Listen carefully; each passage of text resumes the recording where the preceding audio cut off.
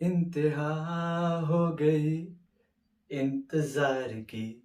PSL का हो रहा था ड्राफ्ट पे ड्राफ्ट, इतने ड्राफ्ट हुए कि बंदा भूल ही गया कि एक्चुअल टीम्स के हैं। और डिले पे डिले, ये सेकंड लेग तो जैसे अटक ही गई थी। कभी पाकिस्तान में होनी है, दुबई में होनी है, अबू धाबी में होनी है, इंग्लैंड में होनी है, किधर होनी है।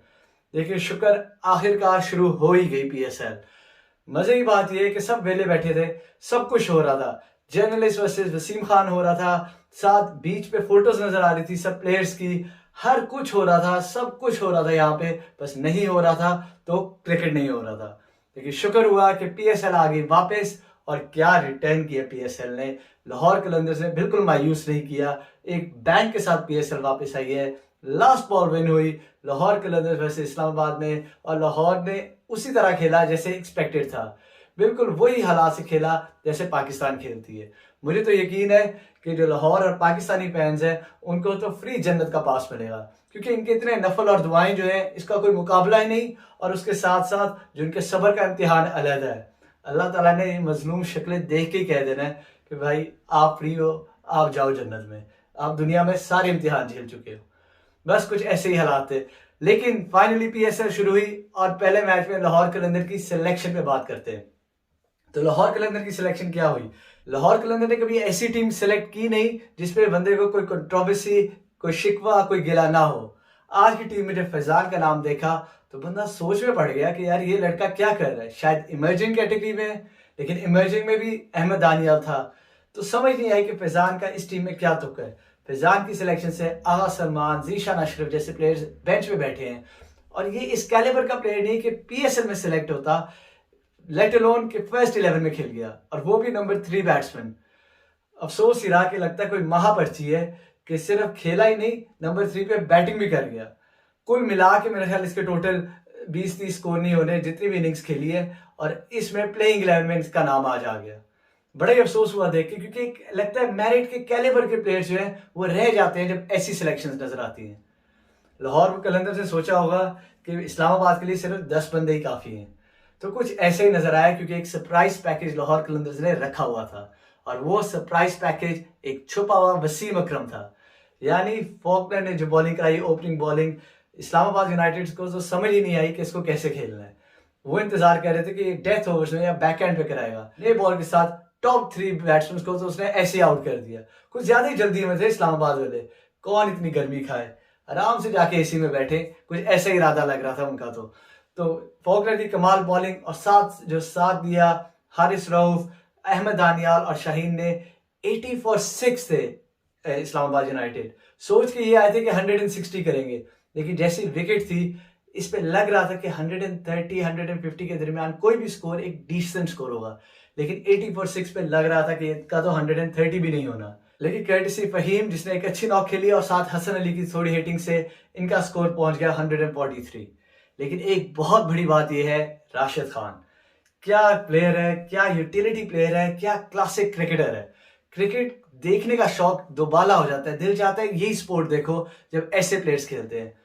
4 ओवर्स, 1 विकेट और सिर्फ 9 रन। हाँ जी, T20 में ये स्टैट्स थे आज राशिद खान के। और मिडिल ऑर्डर में तो उनको बिल्कुल स्कोर नहीं करने दिया। फिर भी इस्लामाबाद की बैटिंग थी डीप और 143 तक पहुंच गए। और लाहौर कलंदर को मिला है टारगेट 144 का। जब ऐसा टारगेट मिल जाए तो बंदा थोड़ा घबरा ही जाता है, स्पेशली अगर लाहौर कलंदर का फैन हो। तो जब चेसिंग की बारी आई, लिया फखर ने स्टार्ट, पहले ओवर में 2 चौके, और थोड़ी सांस में सांस आई कि यार ये शायद इजीली हो जाए। लेकिन उसके बाद एक फुल स्टॉप ही लग गया फखर पे, उससे भी स्कोर ना हुआ और वो जल्दी से आउट हो गया। फिर बात आई सुहेल अख्तर पे, जो माना जाता है कि अबू धाबी का तो किंग है, कहीं भी स्कोर नहीं करता, लेकिन करता है तो अबू धाबी में तो जरूर करता है। और आज वाकई बहुत अच्छी बैटिंग की, बहुत ही अच्छा 40 किया और पूरी इनिंग्स को संभाल लिया था। हफीज और सुहेल अख्तर जब खेल रहे थे एक बहुत स्टेडी इनिंग्स लग रही थी, आराम से लाहौर कलंदर चेस करता हुआ नजर जा रहा था। लेकिन लाहौर कलंदर की तो स्टाइल ही अलग है, उन्होंने आराम से तो कोई काम करना नहीं। हफीज एक क्रूशल जंक्चर पे आउट हुआ और उसके बाद एक किस्म का ठक्का ही लग गया। ना स्कोर हो रहे थे, ना बाउंड्रीज आ रही थी। बैंक डंक भी कोशिश कर रहा था, साथ साथ टिम ने भी कोशिश की, लेकिन उनके स्कोर बाउंड्रीज लग नहीं रही थी। क्रेडिट इस्लामाबाद को जिन्होंने बहुत तगड़ी बॉलिंग की। मैच फंस गया था आखिरी 3 ओवर्स में 30 रन। प्रॉब्लम शादाब की थी, जिसको मैं एज ए कैप्टन बहुत रेट करता हूँ। मसला शादाब का क्या था कि वसीम और हसन का एक एक ओवर था, बाकी बचता था एक ओवर जो वो खुद करता या हुसैन तलत को देता। 3 ओवर में 30 स्कोर करना था लाहौर कलंदर्स को, और जो बहुत आसान चेस था वो बहुत मुश्किल चेस बन गया। इस विकेट पे 10 इन ओवर करना बहुत मुश्किल था, स्लो विकेट थी, थोड़ी बैट पे भी नहीं बॉल आ रही थी और बड़ी हिट मारना बहुत मुश्किल लग रहा था। सो 3 ओवर में 30 करना था और वसीम और हसन ने बहुत अच्छे ओवर कराए।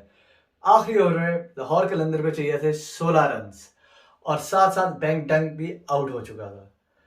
इधर लग रहा था कि इस्लामाबाद वाले, यूनाइटेड वाले जो सारी इनिंग से बैठे मुरझाए हुए थे, उठ खड़े हो गए कि बस ये मैच तो हमारा ही है। लेकिन वो ये भूल गए थे कि दूसरी तरफ जो बॉलिंग करा रहा है वो है अपना शदरे का लड़का, पक्का लाहौरी बच्चा बॉलिंग करा रहा था, और वो था हुसैन तलत, जिसने अभी तक मैच में कोई ओवर नहीं कराया। सामने था राशिद खान और क्या ही खेल गया। हुसैन तलत को फेस कर रहा था राशिद खान, और राशिद खान ने क्या शॉट्स लगाई, पहली बॉल चौका, दूसरी बॉल चौका, और ये स्कोर जो कि 16 ऑफ 6 था वो रह गया इफेक्टिवली लास्ट बॉल पे 1 ऑफ 1, कर्टिसी राशिद खान की कमाल हिटिंग, और आखिरी बॉल पे टिम ने सिंगल लेके ये मैच लाहौर कलंदर्स को जितवा दिया। आसान मैच बनना चाहिए था, हफीज को ideally all the way through Sohail Akhtar के साथ लेके जाना चाहिए था मैच को, और इतनी 20th ओवर तक मैच पहुंचना नहीं चाहिए था। ये मैच लाहौर कलंदर्स इवेंचुअली जीत के, और पीएसएल के लिए बड़ा अच्छा मैच हुआ। एक लो स्कोरिंग मैच लगा लेकिन तगड़ा मैच लगा। खैर, लाहौर कलंदर्स मुबारक सबको कि पहला मैच जीत गए और टॉप ऑफ द टेबल है।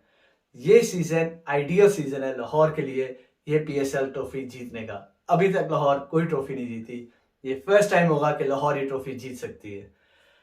तो आज की सिचुएशन तो ऐसी हुई, सांसों में सांस इवेंचुअली आई गई कि लाहौर कलंदर्स जीत ही गए। कि लाहौर कलंदर्स ने टीम सिलेक्शन पे देखना पड़ेगा। जीशान अशरफ और आगा सलमान जैसे प्लेयर्स फैजान की जगह तो डेफिनेटली बनते हैं, तो टीम कॉम्बिनेशन देखना पड़ेगा। और टिम डेविड बहुत अच्छा 154 के स्ट्राइक रेट से खेलता है और बड़ा अच्छा बैट्समैन लग रहा था, तो उसको भी थोड़ा शायद higher up the order batting करनी चाहिए। देखते हैं कि अगला मैच कैसे होता है। कल है मैच लाहौर कलंदर्स और पेशावर ज़ालमी का, देखते हैं कि वो कैसे चलता है। आज के लिए शुक्र है, मुस्कुराहट है, क्योंकि मैच जीत गए हैं। कल फिर मिलेंगे इंशाल्लाह। Thank you so much. खुदा हाफिज़।